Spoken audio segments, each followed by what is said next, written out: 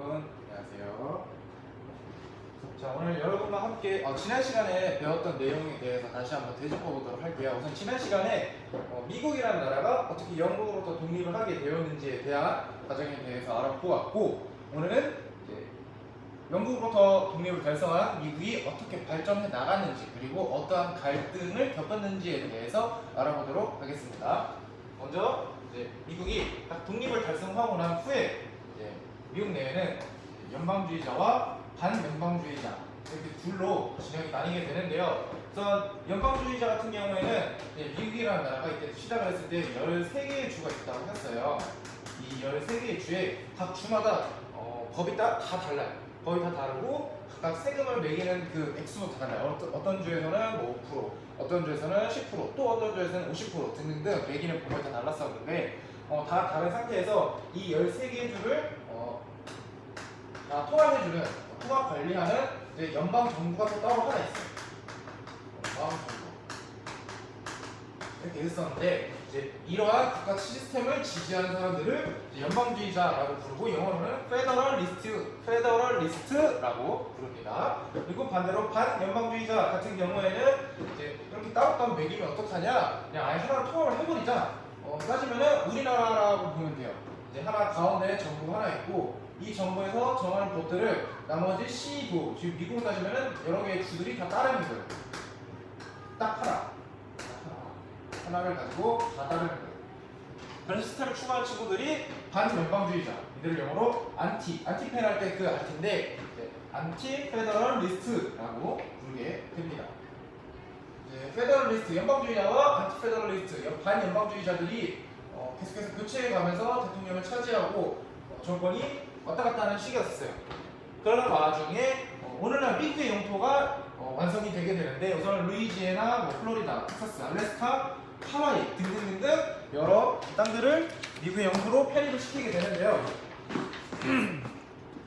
자, 여기 보면 독립 당시의 영토 1783년으로 표시가 되는데 이때까지만 했어도 미국은 13개의 주로 구성이 되어 있었습니다. 그 이후로 밑에서부터 보면 플로리다인데 여기는 해안으로 좀 유명한데 여기는 스페인, 지금의 에스파냐 스페인으로부터 구입을 했고, 텍사스라는 지역도 45년에 루이지애나는 프랑스로부터 구입을 했는데 이때 당시 프랑스는 나폴레옹이 지배를 하고 있었어요.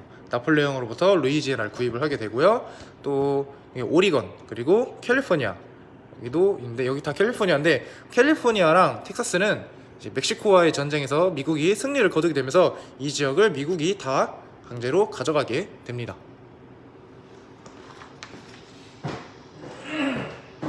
이런 식으로 오늘날 미국의 영토가 만들어지게 됐는데 미국 같은 경우에는 이제 식민지 국가에서 하나의 주권, 민주주의 독립국가가 성립이 된 지 얼마 되지가 않았어요. 그래서 미국 내에서도 여러 가지 문제점들이 있었는데요. 그 중에 제일 큰 문제가 노예제 문제였었어요. 그래서 남북전쟁이 1861년에 일어나게 되는데 우선 남북전쟁이 왜 일어나겠는지에 대해서 알아보도록 할게요. 우선은 미국은 크게 남부와 북부가 서로 대립을 하고 있는데요.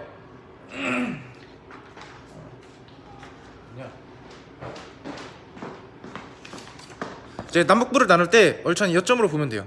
여기를 기준으로 북부, 남부 이렇게 나누면 되는데 남부 같은 경우에는 이 지역을 먹여 살려주는 주된 경제 산업체는 플랜테이션이에요.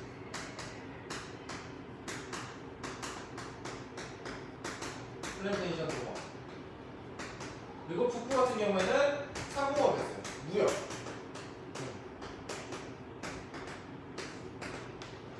다 살고 있었는데, 자, 기본적으로 플랜테이션은 많은 사람들이 필요로 해요.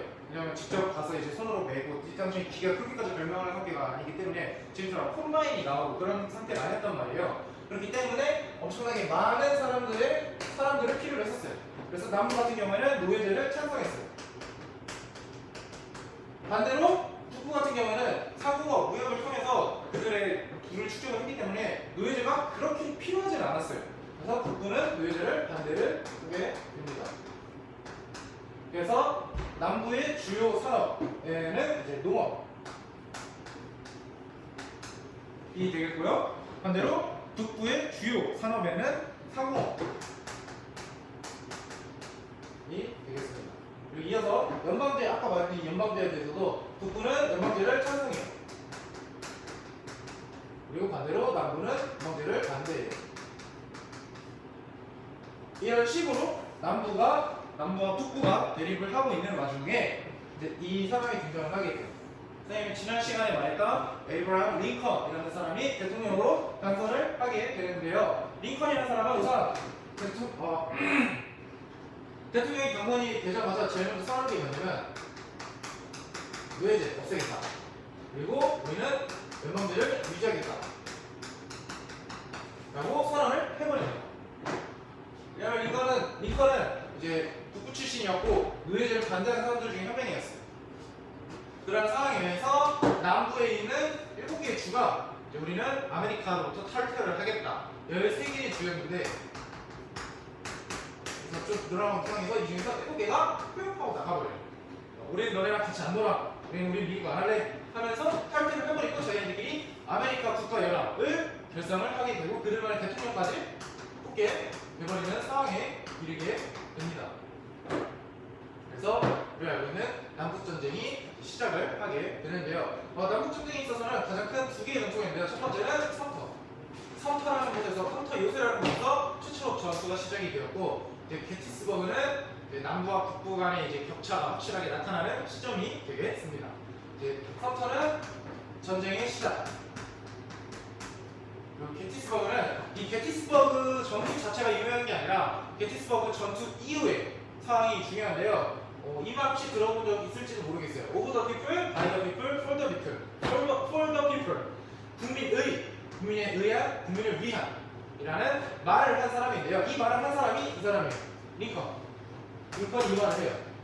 그래서 이 게티스버그에서 연설했다 해서 이름을 따서 게티스버그 연설이라고 불러요. 주된 내용이 국민에 의한, 국민을 위한 라는 유명한 연설을 하게 됩니다. 그리고 링컨이 1863년에 노예 해방 선언을 아예 선언을 해버려요. 선언을 해버려서 노예 입장에서는 이제 반대만 상황이었던 거죠.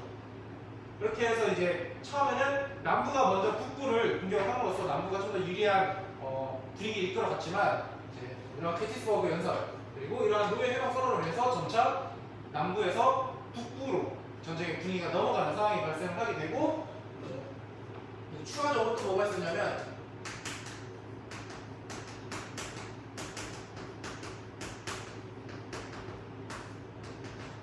홈스테드법이라는 법을 북부에서 제정을 하게 되는데요. 홈스테드법이 뭐냐면 지도로 보고 설명해 드릴게요.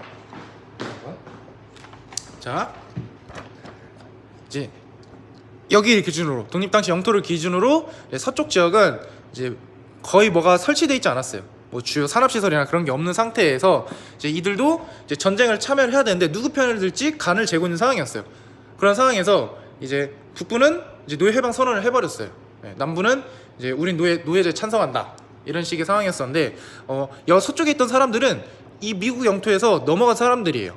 왜냐하면 이 캘리포니아에서 이제 금이 나기 시작을 해요. 1840년대에서 50년대 후반부터. 그래서 여기 있던 사람들이 이쪽으로 넘어가게 되는 소위 말하는 골드러시가 발생을 하게 되는데요. 우선 이 사람들은 자기들 돈 벌러 가는 건데 거기서 갑자기 노예제 찬성 반대 얘기를 하면은 자기네들 관심이 없어요.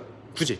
그리고 차라리 굳이 따지자면 노예제를 반대를 했겠죠. 왜냐하면 신분이 높고 낮음을 떠나서 이제 서쪽으로 떠나면은 자기네들은 돈을 벌 수 있을 거다라는 그 기대감 때문에.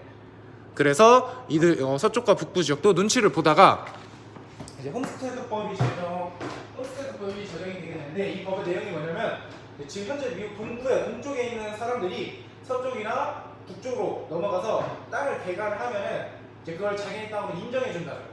그래서 이걸 우리말로 자작공주법이라고 불러요. 홈스테드법은 영어예요. 이건 조금 어려운 거라서 알아도 되고 몰라도 되는 건데 그냥 TMI로 여러분한테 알려드릴 거예요. 그렇기 때문에 이제 이러한 과정을 위해서 북부와 서부가 북부의 편을 들게 되고 결과적으로는 북부의 승리로 남북전쟁이 끝이 나게 됩니다. 이 시기가 1860년대. 이 시기에 들어서 유럽 같은 경우에는 제국주의가 시작이 되고 아시아, 아프리카, 동남아시아, 등등의 국가를 이제 침략하는 시기가 돼요. 근데 이 시기에 미국은 이러한 이제 시스템적인 차이로 인해서 서로 간의 대립 그리고 전쟁을 겪고 결국에는 북부가 승리를 하게 되면서 외제가 폐지가 되게 되고 그 이후로 미국도 세계 최대 공화국으로 성장을 하게 되면서 유럽에 이어서 제국주의 국가로서 발돋움을 하게 되는 그런 전환점을 맞게 됩니다. 네. 오늘 수업은 여기까지고 다음 시간에는 이러한 미국의 일련의 과정처럼 러시아도 근대화 과정을 거치게 되는데요.